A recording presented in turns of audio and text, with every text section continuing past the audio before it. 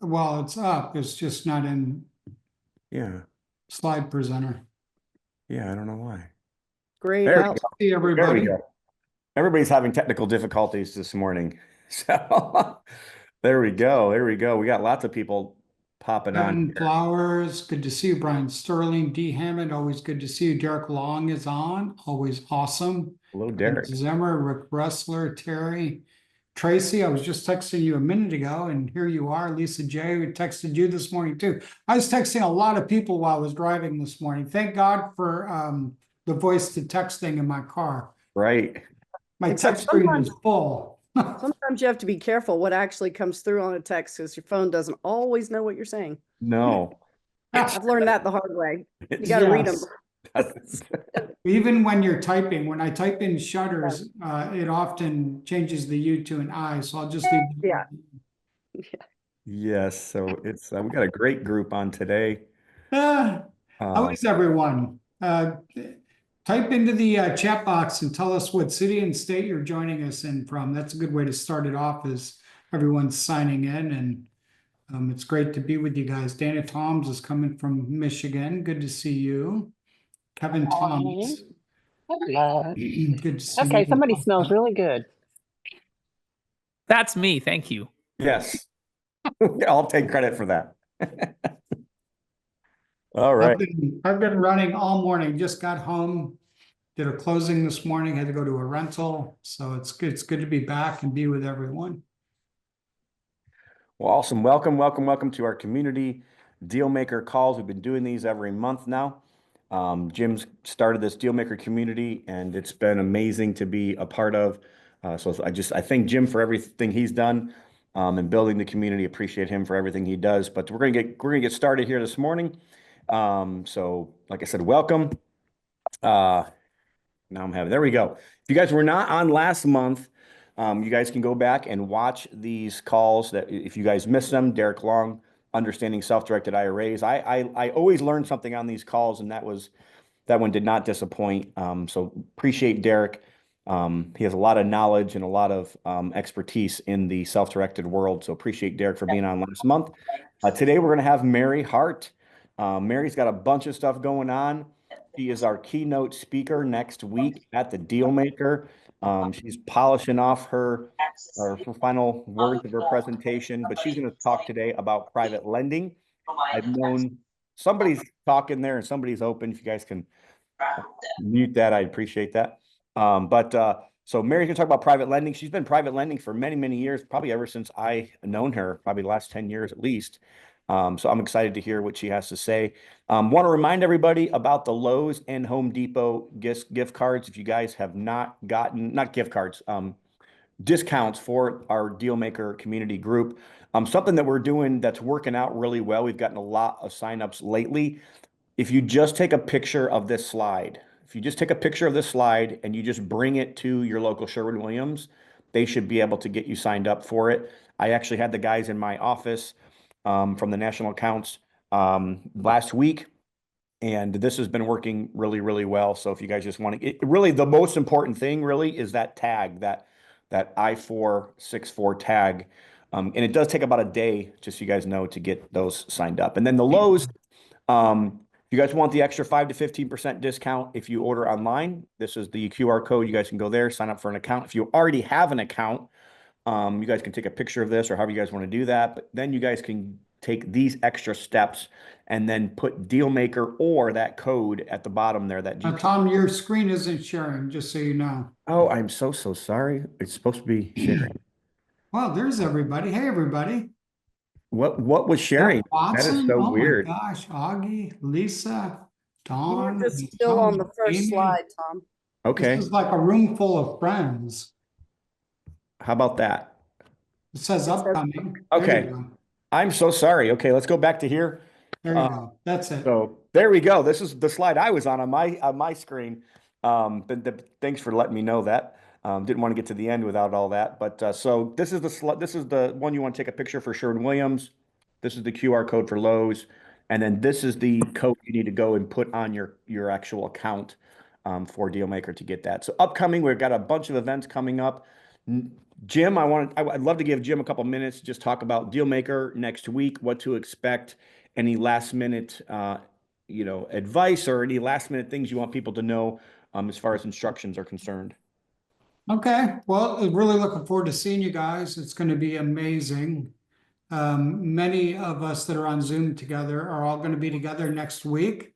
So if you're coming in next Tuesday, type in the chat like when you arrive so we can see.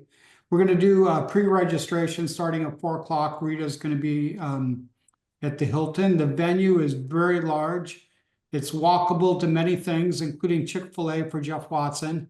Many, many things. It's going to be really good. It's co-located next to a really large town center with a lot of shopping and a lot of restaurants all around it. So it's going to be really good. Tuesday at 3 for Junior. I love it. And we're going to kick off. Mary's going to be our keynote speaker. And then we go from Mary, from memory, right into Lindsay Jensen. And Lindsay's going to talk about doing not necessarily options, but arbitrage on property right now, control without owning. And I think it's a really great place to be. Actually, Augie and I were talking about this a couple days ago, because there's opportunities coming in Florida. And if you want to do it risk-free, I think master leasing, sandwich leasing, arbitrage, call it whatever you want, all three are the same, is a great way to go. And speaking of options, you can pick up an option to buy as well. And Bill Cook will be bringing that. Jeff's going to speak on wealth building with Boaz based off his book. Is going to be so good. And Wendy Sweet's going to pick up some of the mastermind that Tom's going to miss. On day 3, we're going to talk about mindset, and the whole theme is limitless. It's going to be so good. And we have over 300 people, I believe, that will be coming, and it's going to be amazing. I can't wait to see everybody there. Yeah, so if you haven't got your tickets, get your tickets. But it's going to be an amazing event next week, and I'm excited for you guys to make that happen. A couple other events that are coming up. I like to promote. If you're on this call and you have events coming up and you want me to promote them on these calls, I'm happy to do so. But our friend Jerry Ricky has a Land Shark cruise right in the middle of hurricane season, on the Oasis of the Seas. In October. And then also want to always promote Wendy and Sunrisers every single Friday morning. I try to hop on there one way or another almost every single week, but appreciate Wendy and her passion to kind of help with Sunrisers every single month, every single week. That's a lot of work every single week, I tell you. Also the Gary Dealmaker, September 4, 5, and 6. Lots of great speakers coming back and lots of new speakers as well going to be here. Hope you guys get your tickets for that coming up as well. This is the last time I'll be able to mention this. We are going in April on our trip. We've got about $4,000 left we need to raise on this. So our kids are going to senior trip to Guatemala, 3 days of fun and 3 days of mission work. If this is something that you're interested in helping me with, I've been raising money all year for this. I'd appreciate it. The kids would appreciate it. I'm looking forward to seeing you there, Tom. That's right. Augie will be there. I'll actually be able to see Augie and Jim and some other people in our network. Yeah, it's going to be great. We actually created this connection with the missionary that we're going to go see and share the love. And we're actually doing a drop with the missionary and the kids. I think it's going to be really fun for the kids. The kids don't even know how fun it's going to be yet. But I'm excited about it. And I'm appreciative of Augie and his team putting that all together. It's been a lot of back and forth, I'll tell you that. But Sure has. if you're interested in helping us finish this up, I'd appreciate it. We're kind of right there at the edge. Next month, our next month call is going to be with Andy Teasley. He's going to be talking about notes. I actually learned a couple things from Andy on this last cruise. I was like, man, there's some really good wisdom there. So these older guys with gray hair, you got to look for the older guys with gray hair. They know a bunch. So he's going to be our next call. And then I already have the calls lined out for the next couple months. I just kind of want to let you guys know we got Andy next month, Bill Cook the following month, and then the next month in June we have a rock star panel with Rich. Can't wait for this one. Yes, Rich Lennon, Jim Ingersoll, Reggie Reg. I think that's not how you say his name. Jeff Watson. Jeff Watson and Kevin Femley have said that they'll help us with that small dollar IRA panel. So I'm really excited about that as well. I just posted it on Facebook because we were kind of talking about it on the cruise on a little other chat, and it kind of blew up really fast and a lot of people wanted to be a part of it. So, and then Joseph Scoris, who's actually one of the Dealmaker meetup group leaders, is going to be speaking in July as well. So without further ado, we're going to get to it with Mary. I'm going to stop sharing my screen here, and Jim's going to kind of take the call and kind of do this roundtable lending discussion thing, or with. Okay, we like this to be interactive. Both Mary and I love to be interactive, and we love talking to you guys. And we both have a ton of friends on here today. Mary, isn't this amazing? Yeah, it's great. I see lots of people I know and love. Can't wait to see a lot of them next week. I'm super stoked. And so we want to hear from you guys. Some of you folks do a ton of lending, like Derek, you're really good with the IRA side. Jeff Watson, I mean, my bud, just jump in anytime, okay? I want to hear from all of you guys. So, Mary, let's just start talking about lending. Why do you love lending? Well, as Tom has always said, it's the best seat at the table, right? It's a great effort to return ratio. It's your backpack business. I can do it from anywhere. In fact, I was collecting payoffs from you, Jim, when I was sitting in the Bahamas a week or two ago. It's great sitting by the pool, drinking a pina colada and calculating payoffs and accepting interest payments. And it was so much fun. I think I made $14,000 in one day just sitting there with interest I know I payments sent coming you a in. bunch. Hey, Yeah, by yeah, the I way, think I got That's 2 not or a 3 bad from day. you. Not a bad day. Not a bad day at all. So Mary recently did 4 loans, 2 to me and 1 to each of my daughters, Melissa and Krissa. And yeah. everything Even worked out borrowers. beautifully. There, everything's like really in like 4 months. You're getting all your money back. Yeah, in fact, I think I owe you a little check for some extra interest, Jim, that Oh, I just calculated off the oh, last one that well, the bring it payoff with you. a little bit earlier. Yeah, there, bring it with you, or take you out to dinner or something. No, Yeah, I'll that get it. would be great. That would be great. But yeah, I started lending. I was trying to figure it out. 2004 was when I started. So I've been doing this for 21 years as a lone wolf, just myself. Yeah. And I did it. I was an accidental lender. I mean, I had someone, a mortgage broker that I met somewhere, said, "Hey, would you be interested in doing a private loan to a real estate investor?" And I didn't know what it was. I mean, I'd been an attorney for many years at that point, but I really didn't know there was such a thing as private lending. And he asked me to do it. And I happened to have some money sitting in a checking account. And I was like, it's like a $50,000 loan. I was like, sure. And I loved it. The regular interest rate was 15%. And the woman actually went into default in the first loan. My interest rate jumped to 18%.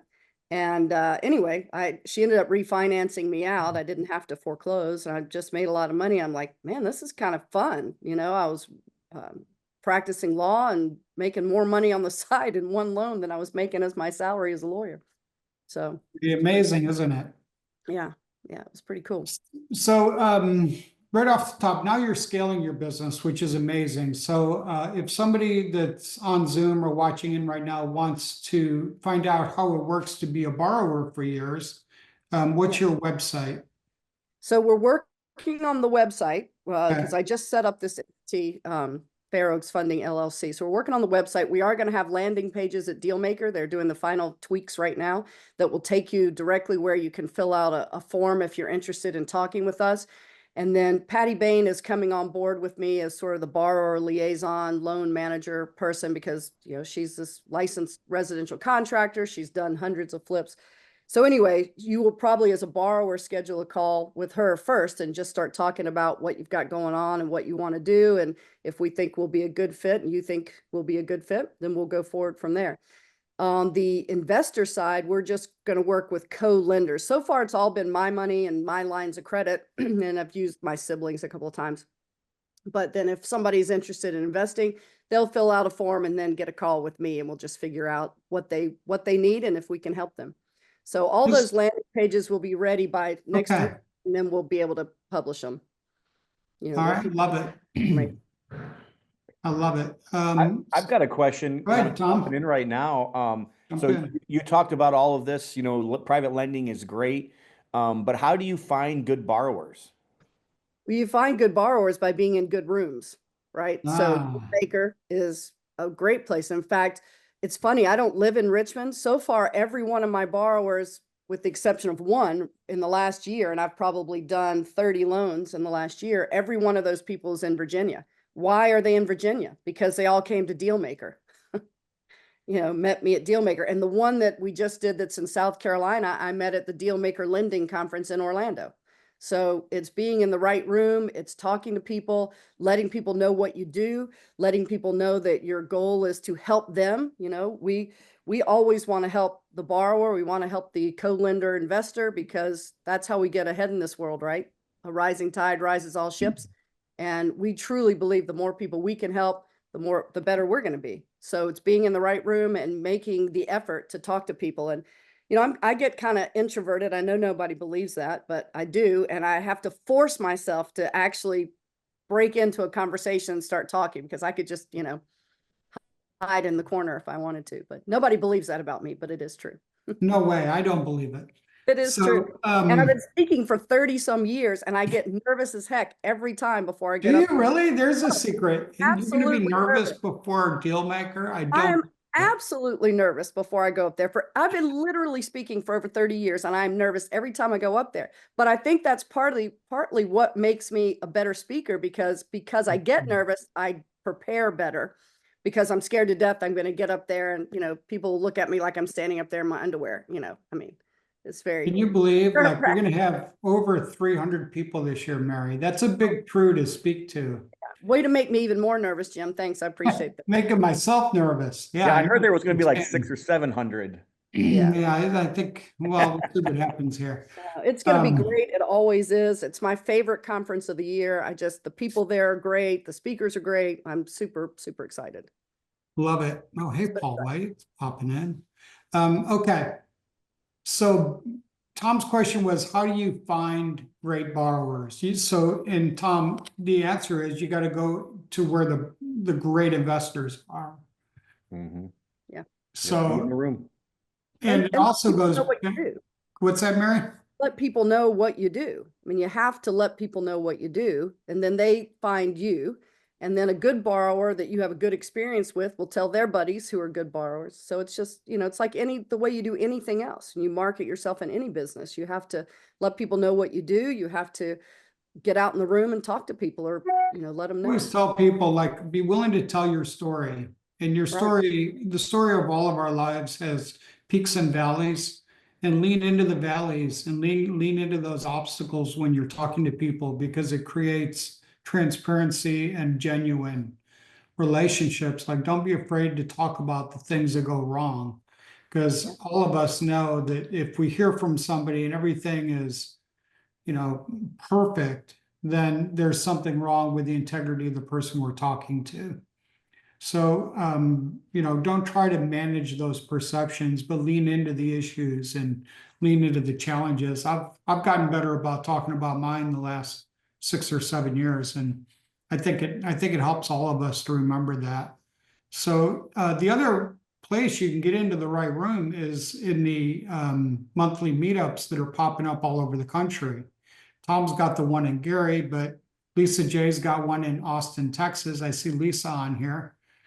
Which is amazing. And, we're in 20 cities, and there's 2 or 3 more that we're talking to right now. So I love seeing that pop up, and all of this is happening really quick. So you've got to be in the right room for sure, 100%. Yep. So Brian how do you, and Amy have theirs. ahead, Tom. They're on the call too. Brian and Amy. Oh, hey, Brian. Oh, I see Amy. I'm not sure I see. okay. Brian. Hey, Amy. I love it. So yeah, you got to be in the right room, and in the room could be here on the monthly Zoom. The Dealmaker Community Zoom has been amazing. Look at the great people that are on Zoom today. It's very humbling. So Mary, and I'll tell you, I'll give you my testimony for Mary here as well, because I think I started borrowing from her like 10 years ago when I first met her with the different color hair, Mary. Yeah, yeah, it was a wig.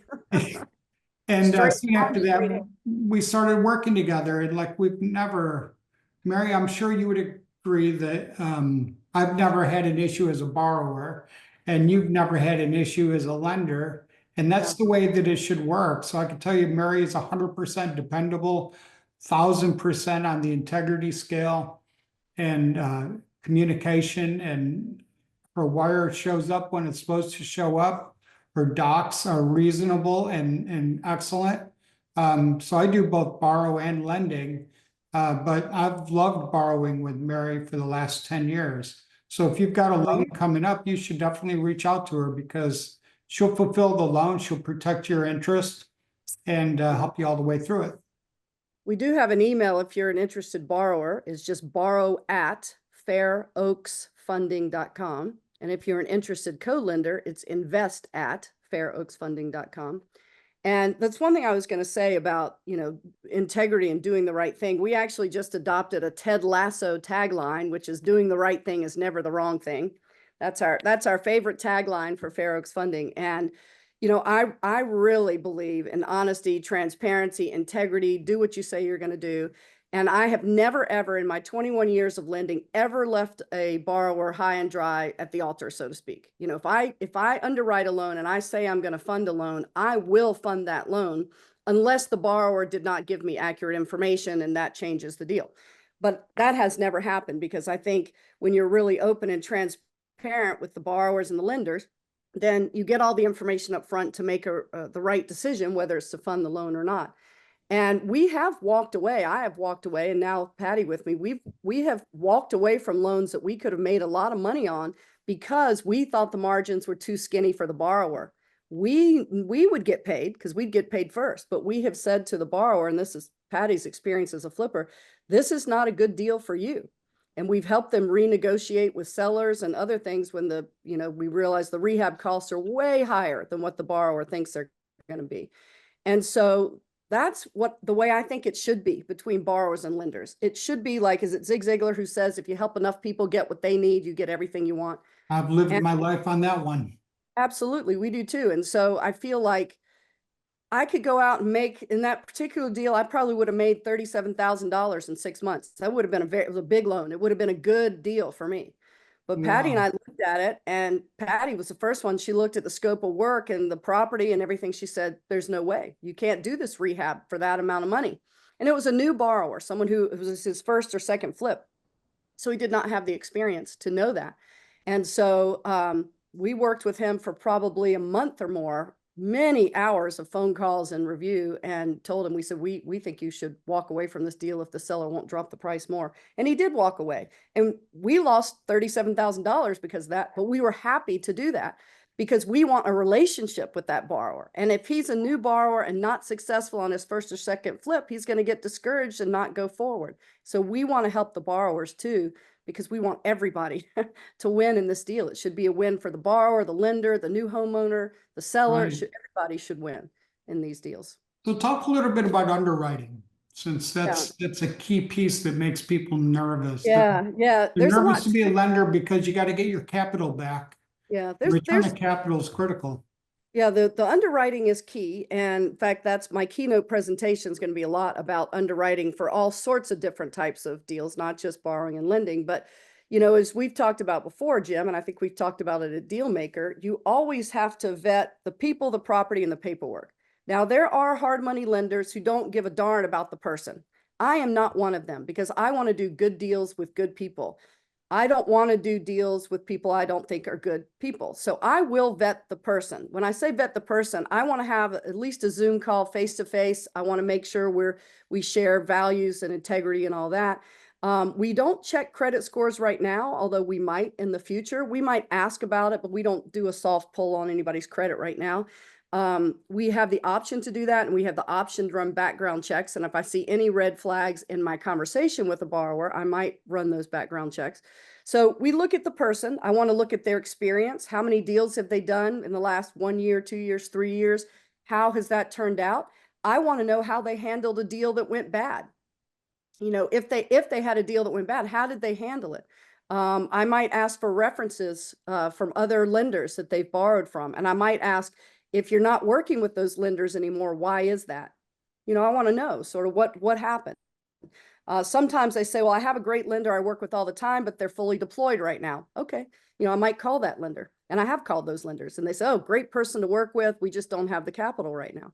So I'll do, I might do a Google search or a social media search to see if I've come across somebody's Facebook page and they are nasty, mean, disgusting people on Facebook and they fight with everybody. I don't want to borrow with. I don't want to lend to. Toxic people. If they're toxic. I do not want toxic people in my life. I am 61 years old. I don't want to start admitting toxic people into my life. So again, it's the money is not the first thing we look at. I want to make sure we're doing good deals with good people. So we vet the person, we vet the property. That's, for any deal, you're going to vet the property. So we look at tax records, we look at comps, we look at if they have had an inspection report. We look at everything. We have pictures before pictures if we can get them before we even decide to fund the deal. And we run our numbers, and we don't just rely on what the borrower says is the ARV, the after repaired value. We absolutely try to run our own numbers with the information we can get. I've gone so far as to hire a realtor in a city, if I'm not there, to go buy a property, take pictures of it. They can't get on the inside usually because it's not a listed property usually, but take pictures, tell me what the neighborhood's like. I will Google Earth it and walk the street. What does this street look like? The reason I do that is because I don't want a loan on a property that I would not be willing to take back for the amount of the loan. Because as Dykes Boddiford used to say, and I know Jeff Watson knows this well, you might be buying that property for that amount of money that you loaned if you have to take it back. So I personally want to know, would I feel comfortable on that street if I have to take this property back? Would I feel comfortable walking on that street at night? Would I feel comfortable renting that to a family in that neighborhood? So I'll literally Google Earth and walk down the street digitally. And what does it look like? What does the neighborhood look like? Does it look like a safe place? So we do a lot of work to vet the property. We'll look oftentimes at the demographics in that area. Is this a growing population or a declining population? What's the crime rate?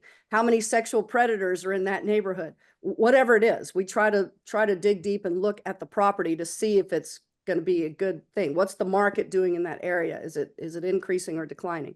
And then we choose, once we've decided on what that after repaired value is, we will then set our maximum loan amount based on 70% or less of the after repaired value. 70% is the maximum I want to do. I have gone slightly over under certain circumstances. 65 makes me feel a lot more comfortable, but we usually go to 70. And then we work with the borrower to say, okay, this is our max loan, and we go from there on the numbers. But the third thing that we vet and underwrite is the paperwork. Oftentimes, I don't prepare the paperwork myself at this point. That may change in the future. I want a lawyer in the state where the property is located to prepare the paperwork because I'm only licensed in North Carolina. So if I'm loaning in Virginia, I want a Virginia lawyer to prepare that paperwork.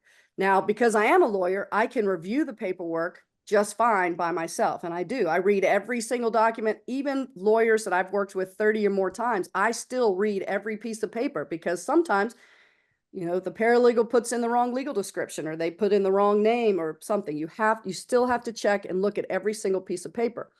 If I were not a lawyer, then until I got really comfortable with that lawyer's paperwork, I would have my own lawyer review it because your paperwork will make you or break you. And in my 21 years, I've had 2 properties that I had to threaten foreclosure on.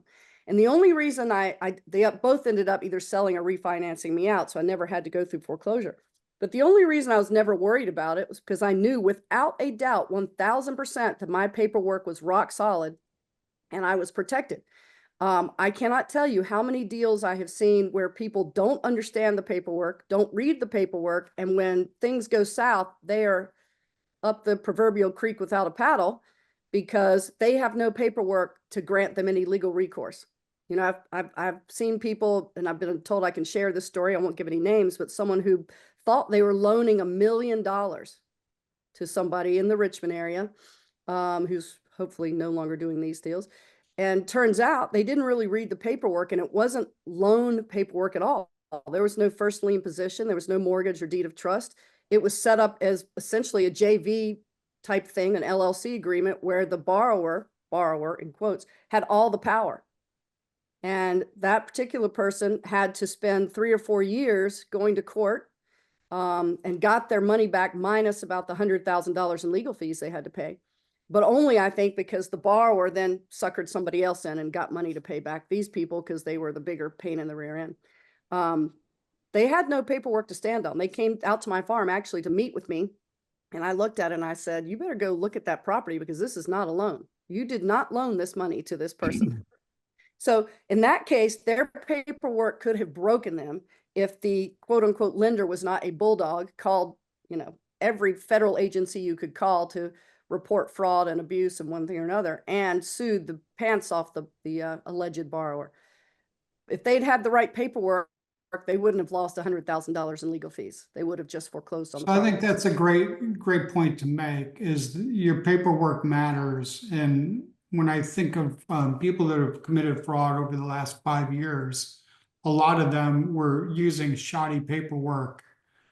And Yeah. they were doing loans with very intelligent people who just didn't take the time to really understand what they were doing, or they start off trusting them like the first number of deals were good, and then things get sloppy. Sloppy get sloppy. paperwork, sloppy results, and that leads into fraud. And a lot of times, and we're going to talk about this, I'm going to talk about this next week at Dealmaker, but a lot of times, you can have two different ways that people become scammers or cheats or whatever. Some people start out that way to deceive you and steal your money. And, we know somebody who just stole $30 million from people. That was intentional from the get-go. Then you have people, and I've seen some of these, some of my former friends were these, who started out well-intentioned, but their money got ahead of them, and they ended up having to do essentially Ponzi schemes to get more money from one person to pay off the former person. And it just snowballed to where there's no way they could pay everybody back. And so you just have to be really careful. But that's one of the reasons why I'm going to look at the person. Like the guy who stole $30 million, he had a criminal record for essentially theft of, different things. And I don't think anybody ever checked. And I probably wouldn't have checked on him because I thought he was one of the good guys. I would have sworn to you he was one of the good Me guys. too. So you really have to. Me too, Mary. You have to check. Everybody I know, John Heyer says that, probably Jeff says that. Everybody I know says, oh my God. I mean, he never asked me for money, thankfully, because I probably would have given it to him. And when I've talked to some of his victims, because they've asked me to look into things, and I've said, well, send me the paperwork. And I find out that, well, they never got any paperwork, or they got alleged paperwork that was supposedly signed, but they never got any signed copies.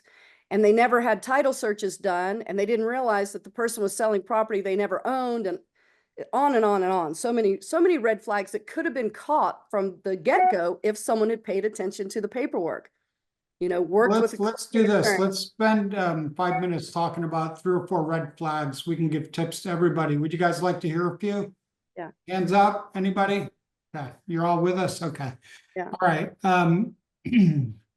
I have a whole section on this next week. Okay, So we'll give a not sneak gonna be preview, able to okay? come Never, to- I'll give a couple, you give a couple. Tom, you Yeah. can give a couple. Jeff Watson can give a whole bunch. Everyone give a couple. Don't Yeah. wire money directly to a borrower. There's one. Yeah. Now, let me caveat that one. Sometimes we will never wire purchase funds directly to a borrower. They always have to go to a closing attorney or closing agent, title company. If it's a title company, you have to make sure it's not a fake title company, because scammers are now creating fake title companies. Looks like a real company. So you've got to go on the Secretary of State's website, find out if it's a legitimate entity, how long has it been in existence, ask for references for other people they've closed loans with, things like that, because they literally are creating fake title companies now. Yep, you got to be careful for sure. Some title companies are beginning to use an authentication app. Has anybody seen that? It's pretty interesting. Yeah, I have not yet. Now, I will wire, like if I'm already in the loan and somebody needs a draw request, we will wire that directly to the borrower's business account. But that's because we're already in the loan with them, where Yeah, we've got it's like a draw, sure. draw. We'll So wire that's that. one. Number Never- 2, if you think if you're making a loan, you need to read the docs, because some people are stacking loans and some are unsecured completely. I mean, smart people like dentists and doctors and things like that are getting taken just because they don't know what they're doing. Right. You Did need add someone to that, Mary?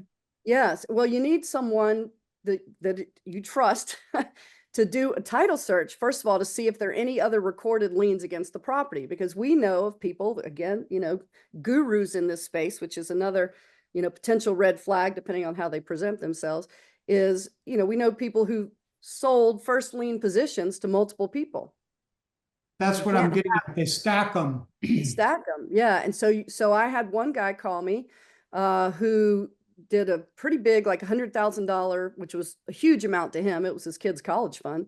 Did $100,000 loan, and came to find out that he was the third one. So there's no way he was getting this money back. Yep. And he's out that 100,000. No way he's getting it back. But he never checked. He just trusted the person who put everything together, because they're very slick, they're very charming, they're a big guru in the space, and that's one of my red flags. And as Tony Robbins says, I am not your guru. I teach a lot, but I am not a guru. I never tell anybody I'm a You guru. are a guru, Mary Hart. I am not a guru. You're I like tell Yoda. Yeah, well, anyway, but the people, you know what I mean by guru. The I people know who what you mean. stand up in the front of the room and say, look at me, I'm the best thing since sliced Oh. bread, and you should give me your money no matter what. And yeah, You won't that see me do that either, Mary. no. As you know. I have a hard time even selling my own business services. I'm a terrible marketer. I'm going to help you on that. I'm terrible at it. Okay, so get a title search, do a lender title policy. Who's got another one? Jeff Watson, Tom Olson, who's got one you can share? Yeah, for me, the biggest red flag for me has been when borrowers are too like in a hurry and they'll answer like super fast and they bug you like too much almost. I understand like the flip side of that is you know a lot of times when you're working with a private lender you want to get the deal done quick, but you know for me it's been my experience most of the time that's a red flag. I also really do, and Mary mentioned this briefly, I always get a scope of work because I want to see how experienced, I can tell you super fast how experienced they are by just looking at their scope of work. And then thirdly, I would just say for referrals as well, if they have people that they've already done business with, you know, talking to them, I think it's a big deal. We talked about being a good lender and how to get more good borrowers is to do what you say you're going to do. It's the same way being a borrower. I always say this, the number one way to raise more private capital is to just pay people back. So when you pay people back, word spreads and they magically have more money the second time you ask them for money. It's the same way though. So the news will spread with borrowers as well if you just fund the loans and do what you say you're going to do. I want to comment on the fast thing, because this is one of the triggers that I put in as a red flag in my deal maker talk is if someone is pressuring me in any deal, we don't have time for you to do that, we got to have the answer today, then my answer is always no. Because you either need to give me the time to underwrite properly, which doesn't take very long, but still give me that time, or the answer is going to be no. And that is a hallmark of people who are trying to cheat. Oftentimes they will try to use emotional manipulation or embarrass you. I thought you were a big player. What do you mean you need 3 days to underwrite this, or 2 days? You should be able to do this in an hour. They'll try to embarrass you. So don't let someone pressure you. And if they do, then don't do the loan, because that's not a person you want to work with. And they very well could be a scammer trying to get your money before you figure them out. Good. All right, Jeff, do you have any to add? I'm sorry, my dogs are barking. I've got 3 items to add. Number 1 is always begin with a loan application.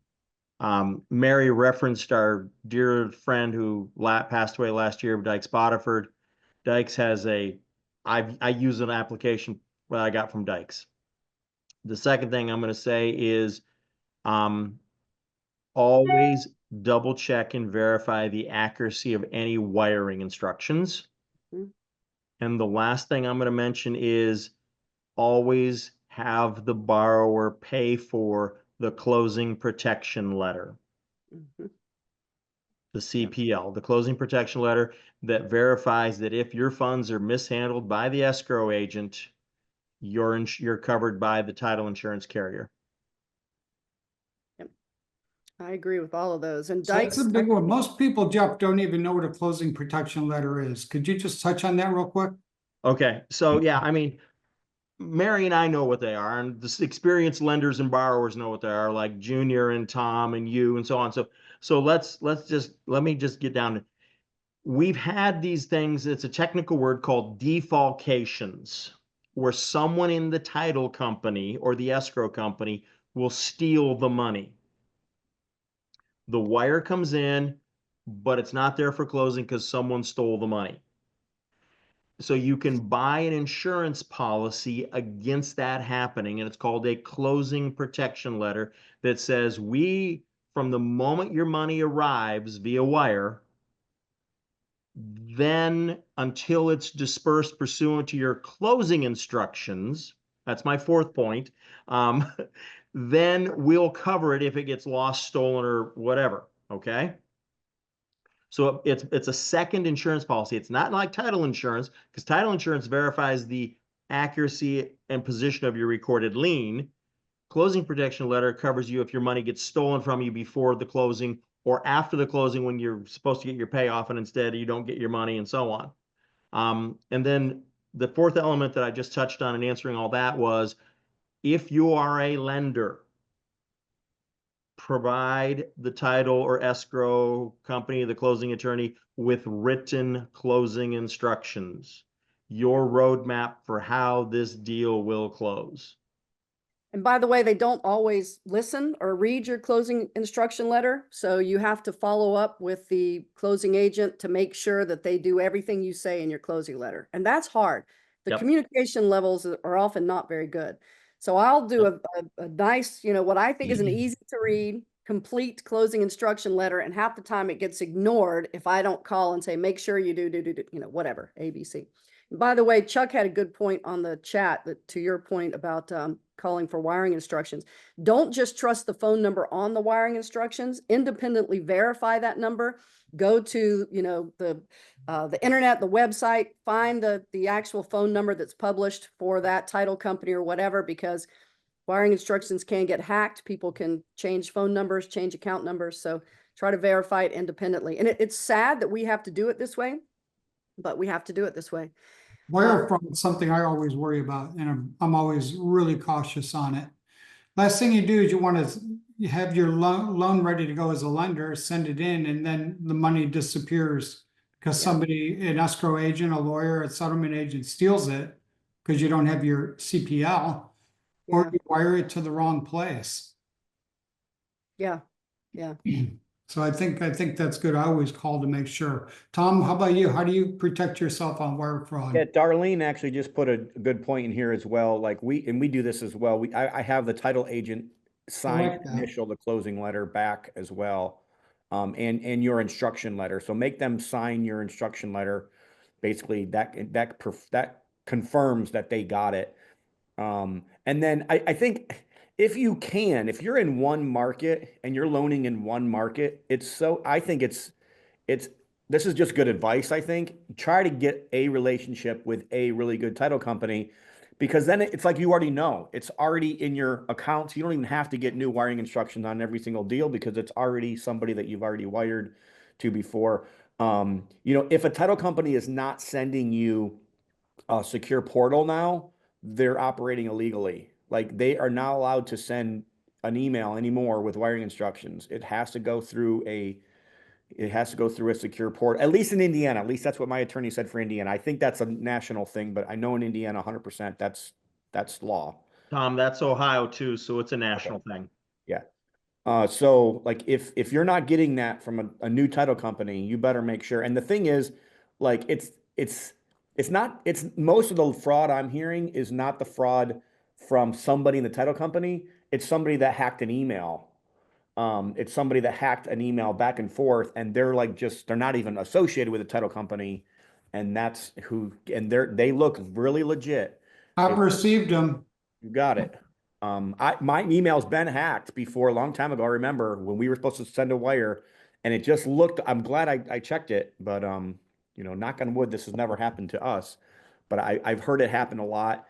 I get my wires frozen about once a week, sending out, where they have to confirm with me. Like their Chase fraud department will pop up and be like, and as annoying as it is for me, like every time I get in the phone with my banker, she's like, Tom, if you knew the amount of fraud, that is going on, you would thank us for stopping these wires from going out. So just know that if you're going to get into this business. So I want to add one thing about the wires. So I prefer a wire because the money can get there quicker and I don't have to charge as much interest to the borrower.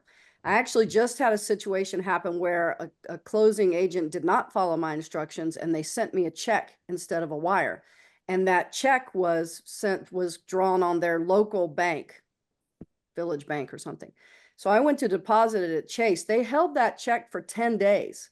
So and I had an investor on that one. So I had to pay the investor for those 10 days of interest, even though I didn't get them, because I didn't charge the borrower for them because I thought I'd have the money by a certain day. But the bank held it for 10 days, 10 days, maybe even 11. It was crazy. Self-directed IRA companies love to hold it too, so they earn extra interest. Just saying. Right. Eric Long, I actually said that to Chase Bank. I believe you're just trying to take advantage they of the float. do. It's a strategy. Yeah. It is And I a said, I don't think that's right, but Me neither. they didn't Well, listen that to probably also goes back to when you're creating a payoff letter, making sure that your payoff letter has instructions for the title company on Yeah. how to send you your money back. So maybe Yeah. you did that, Mary. I don't I know, did but that. Yeah. No, I did that. They ignored me. you just ignored it. Yeah. They So ignored it. They said, we don't like to wire money, but they never told me they weren't going to wire it. They never communicated with me. They just did it. And I said, when do you expect the wire to come? Oh, we're sending you a check. I'm like, no, I need a wire. Oh, sorry, we don't do wires. I was like, not happy because then I didn't charge the borrower. So, but I still had to pay the investor. So that was about, potentially $700 and some out of my pocket. A lot of Maybe even money. more, maybe even more, maybe 1,000. Well, how do you guys like the discussion today? Like where we normalize a community that talks about real life investing? Good. Yeah. Can I add something, Jim? Yeah. When it comes to private lending, I will only lend to either an LLC or a trust. I will not loan to an individual because I never Mhm. want a rehabber to move in at my rate of interest and declare that property as homestead because his wife got ticked off and kicked him out. Okay, so that's going to be a business property. It's a business loan. It is not ever going to be a consumer loan or a personal loan. Additionally, I require a land trust because I want one additional piece of collateral. I want a collateral assignment of the beneficial interest in that trust. So in the event of default, I can demand that the trustee take action.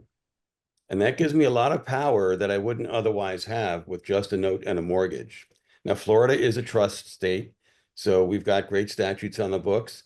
And we work with a lot of private lenders, some hard money guys, and they love it because it allows them basically to take a property back without the need to go to a foreclosure. Now, obviously, if there's a fight, How many lenders would like that arrangement? That's an interesting. yeah, Let me chime in for a minute. Some states will not allow you to do that. They're going to Sure. make you go through foreclosure because of the equitable interest that the borrower has. absolutely right, Mary. You have to be very careful. It's not a be all to end all strategy in some states. I want to chime in too, Augie, about what you said about only loaning to an LLC or trust. I agree with that. I do not loan to individuals. However, let's say it's either one of those. I always get a personal guarantee from the borrower. And I also always have the borrower sign an affidavit stating that this is a business loan, not a consumer loan. They will not occupy the residence. They're never going to occupy the residence, and so on and so on. Because if that were to happen and someone claims that I've got usury or anything else, because now all of a sudden it's their home, I want to show that they signed an acknowledgement and swore to it that this was never going to be their primary home, and they understood they were getting a business loan. Yeah, we get all of that too. I want a belt, suspenders, and duct tape if I can get it. Yeah. Jeff, Don't forget the baling wire. Don't forget the baling wire to go with the duct tape, Augie. Amen, Jeff. Amen. And so speaking of baling wire, we now institute a requirement that when I'm drafting docs for a lender, that there is a borrowing resolution signed by the manager and members of the LLC, or there is a borrowing resolution approved by the beneficiaries of the trust that is borrowing. Just one more with everything else that's being added. Yep.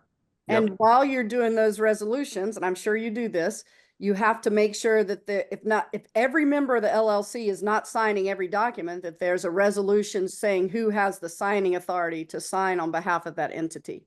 Correct. the lawyers should, and the title company should ask for that, but I find that they often don't. And so I will Agreed. ask for that in my closing instructions. I've closed many of them personally and nobody ever did that. So I know it's I common. do. But we've seen instances of fraud where LLCs that have been dissolved by states are still out borrowing money. That's the other thing, get a certificate of good standing or whatever it's called in your state. I always require that when I loan Yep. to an LLC. They've got to prove to me that on the date of closing, that LLC is still in good standing. Because if it's not, they don't have the authority to sign anything in the name of the LLC. There's a question from Chuck. Should a lender handle draws, or is it okay to have the title company issue approved draws? I think this is a personal preference opinion here, but what's your guys' opinions on that? I do my own draws. I don't go through an escrow account. I just send them myself. But I use now sitewire.co. I think it's sitewire.co, which is a remote third-party general contractor inspectors, because I don't live where some of these properties are. And it's like $95 per inspection. The borrowers have to upload photos and videos and all that. And it's geolocated to where that property is. So they can't show me a picture of a hot water heater installed in a different property, for instance. All those photos and videos get uploaded to an app. SiteWire GCs tell me if they approve the draw based on the scope of work and what was supposed to be done in that tranche, that draw. And then I wire based on that approval. And we look at it too. Patty looks at it and makes sure it's also, copacetic, but that's how we do it. Sure. Well, we've got a lot of questions rolling in. I don't know how much time we have here. We have a few more minutes. Do usury laws apply only to businesses? Eddie, good to see you. I'll Usury let Jeff laws answer are the question. generally consumer protection. Mhm. There are some states like Michigan that also have business usury statutes. So it's going to be something that is going to be state by state. Check with your local attorney. And then Marty said, I'm lending out of my IRA. Do I need a license to do that? No. Okay. All right. There's a lot to all this lending. Do you guys agree? Shake your heads, yes. So when we started off saying it's the best seat at the table, it's not always the easiest. You do have to have good people and a good team and good processes, good docs. And there's a couple different ways you can sort of become involved with it, even before you do your own private lending. For one, like Tom's got a debt fund. He didn't mention it today, but he's got a debt fund at 12% right now. I mean, that's a really strong return for a passive investor. And nobody wants to promote their own businesses, so I got your back on this one, Tom. I mean, that's a strong return. That's closing out at the beginning of April from memory. Mhm. You could also jump into some of Mary's deals as a co-lender. There's others of us that do wraps as well. Chuck's one, myself is another. I love doing them. I've got another one I'm getting ready to send Jeff in a few minutes. So that's kind of a nice way to get sort of involved without doing the heavy lifting. You can invest into a fund, you can co-lend with another lender who does all the heavy lifting and all that underwriting, the docs and the servicing. So anyways, just a couple other thoughts. Do you have any final closeout thoughts on lending today, Mary? So I just wanted to let everybody know there's a lot of questions that we probably didn't get to answer today, and it's been a great call. Appreciate you, Mary, for spending some time with us, and for Jeff for hopping on. If you're interested in learning more about lending, there are 3 amazing events that I know that are coming up. There may be more, I don't know. And one is Jim is doing an event in October in Dallas that's going to be centered right around private lending. And then Mary, I believe you're doing an event with Wendy. When is that event? So Wendy Sweet and I are doing a 3-day intensive lending seminar, October 2nd through the 6th in the Outer Banks of North Carolina. People are interested in that. They can just email me, Mary Hart at fairoaksfunding.com is the easiest, or maryhart@maryhart.net. If you don't want to type that many letters, either one will get to me and I can send information. Perfect. So that's a 3-day lending institute, we're calling it. And then the other one is not an event that's being sold. The only way you can possibly get to it, and it's me and Randy Shelley are going to put on a small, if you like to learn in a small mastermind setting with, 10 or less people. We're going to do a mastermind that we're going to give away for the auction for a couple different people. This is going to be in early November, and we're going to be with Tom Nardone in his place. And for one day, we're going to go out on his airboat. If you've never been on an airboat, that's a whole nother experience as well. So we're going to have some fun with that. We sold this on the cruise, and then we're going to also sell this next week in the auction with Jim. So those are three events that I know of that you guys can learn about private lending. Thank you. Thank you all Thank very you. much. Tom, you want to close this out? Absolutely. I normally try to get back to my slides if I can. Hopefully they work this I time. love normalizing these discussions. Yeah, And I appreciate everyone who participates so much. Yeah, so next month, hopefully my slide's showing there. Next month, we've got, who's next? Meeting Andy Peasley's Tuesday. gonna be talking next month, April 15th. Hope to see you guys next month, but everybody's gonna get together next week. Can't wait for everybody to be together and have a good time in Richmond. That's it for today, guys. God bless. Have a good day. Go make some deals. I will see so many of you next Tuesday, so I can't wait. And I'm super excited to do that. Well, thanks, Tom and Jen, for having me on the call. I love talking everything lending, so it was great. Thanks so much. Good to see all of you. I hope I see a lot of you at Dealmaker next week. It's going to be a great conference. See you guys later. See you Bye. soon. Thank you.